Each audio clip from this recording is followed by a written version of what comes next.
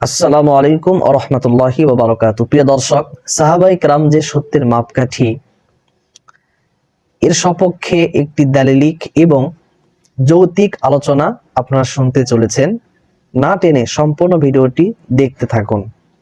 দাঁড়ায় বলে যে আল্লাহর নবী সাল্লাল্লাহু আলাইহি ওয়াসাল্লাম বিদায় হজের মধ্যে ভাষণ দিয়েছিল, উমর ইবনুল খাত্তাব ছিল, আবু বকর সিদ্দিক ছিল, রাসূল তো কারোর নাম বলে নাই। গাদার ঘরের গাদা, তুইও জানিস তো, তোর বাপও জানে না। আলাইকুম বিসুন্নতি ওয়া সুন্নাতিল খুলাফাইর রাশিদিন আল মাহদিয়িন। রাসূল সাল্লাল্লাহু আলাইহি ওয়াসাল্লাম তো পরিষ্কার বলে দিয়েছে, উম্মত ভালো করে শুনে রাখো, আমি দ্বীনের ব্যাপারে যে সিদ্ধান্ত ঘোষণা করেছি, মাসলা মাসাইল আমি রাসূল যা বলেছি এই সমস্তগুলি তোমাদের মানতে হবে। আমার পরবর্তীতে দ্বীনের প্রয়োজনে আমার খুলাফায়ে রাশিদিন যে সমস্ত সিদ্ধান্ত দিবে সেইগুলি মানতে হবে আমার মতো করে।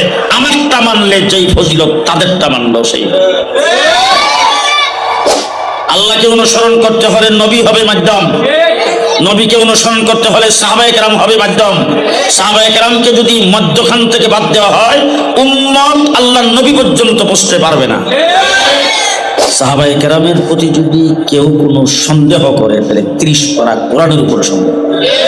আলহামদুলিল্লাহ। প্রিয় দর্শক, শাইখ আমাদেরকে অত্যন্ত চমৎকার ভাবে দালিলিক এবং যৌক্তিক একটি আলোচনা উপহার দিয়েছেন, যেই আলোচনার মাধ্যমে ফুটে উঠেছে যে অবশ্যই অবশ্যই সাহাবায়ে কেরাম সত্যের মাপকাঠি। যারা বলে বিদায় হজের ভাষণে রাসূল সাল্লাল্লাহু আলাইহি ওয়াসাল্লাম আল্লাহ তাআলার কিতাব কুরআনুল মাজিদ এবং তিনার সুন্নাত, রাসূলের সুন্নাতকে অনুসরণ করতে বলেছেন, এই দুইটি বিষয়কে অনুসরণ করতে বলেছেন, অন্য কোনো কিছুকে অনুসরণ করতে বলেন নাই। সেখানে সাহাবায়ে কেরাম উপস্থিত ছিলেন, তাদেরকে অনুসরণ করতে আল্লাহর রাসূল বলেন নাই। সুতরাং সাহাবায়ে কেরাম সত্যের মাপকাঠি নয়।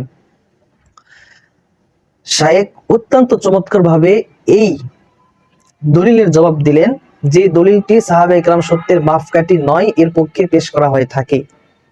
তিনি জবাব দিলেন, যদিও বা বিদায় হজের ভাষণে রাসূল সাল্লাল্লাহু আলাইহি ওয়াসাল্লাম সাহাবায়ে কেরামদেরকে অনুসরণ করতে বলেন নাই, কিন্তু অন্য হাদিসে অন্য মুহূর্তে রাসূল সাল্লাল্লাহু আলাইহি ওয়াসাল্লাম সাহাবায়ে কেরামদেরকে অনুসরণ করতে বলেছেন। রাসূল সাল্লাল্লাহু আলাইহি ওয়াসাল্লাম বলেছেন, আলাইকুম বিসুন্নতি ওয়াস সুন্নাতিল খুলাফায়ে রাশিদিন আল মাহদিয়িন, তোমরা আমার সুন্নাত এবং আমার খুলাফায়ে রাশিদিনের সুন্নাতকে আঁকড়ে ধরো। সুতরাং এই হাদিসের মাধ্যমে স্পষ্ট হয়ে যায় সাহাবায়ে কেরামদেরকে অনুসরণ করতে হবে। সুতরাং স্পষ্ট হয়ে গেল যে বিদায় হজের ভাষণে যদি সাহাবায়ে কেরামদেরকে অনুসরণ করতে বলা হতো, তিনারা মেনে নিতেন যে সাহাবায়ে কেরাম সত্যের মাপকাঠি। আমরা জবাব দিলাম, যদিও বা বিদায় হজের ভাষণে সাহাবায়ে কেরামদেরকে রাসূল সাল্লাল্লাহু আলাইহি ওয়াসাল্লাম অনুসরণ করতে বলেন নাই, কিন্তু অন্য সময় রাসূল সাল্লাল্লাহু আলাইহি ওয়াসাল্লাম বলেছেন, হাদিস দ্বারা প্রমাণিত, যে তোমরা সাহাবায়ে কেরামদেরকে অনুসরণ করো যেমন আমি রাসূলকে তোমরা অনুসরণ করবে। কারণ আমি রাসূলকে অনুসরণ করা আর সাহাবাইদেরকে অনুসরণ করা একই কথা। আমি রাসূল সাহাবায়ে কেরামদেরকে হাতে কলমে গড়ে তুলেছি, আমার সোহবতে থেকে সাহাবায়ে কেরাম দ্বীন শিখেছে, আমার দ্বীন সাহাবায়ে কেরামের মধ্যেই রয়েছে, তাদের মাধ্যমেই আমরা দ্বীন পেয়েছি, তাদেরকে বাদ দেওয়ার কোনো সুযোগ নাই।